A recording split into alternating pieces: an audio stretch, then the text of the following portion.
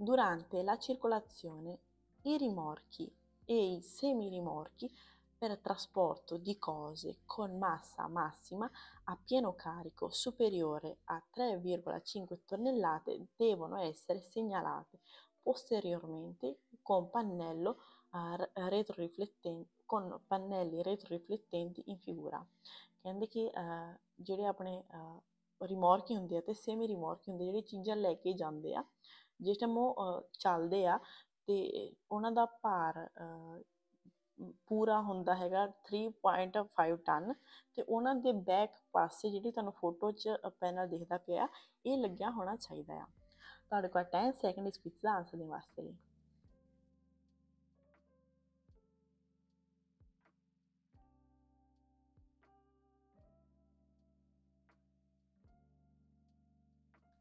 ਤੇ ਇਸ ਕੁਇਜ਼ ਦਾ ਆਨਸਰ ਹੈਗਾ vero।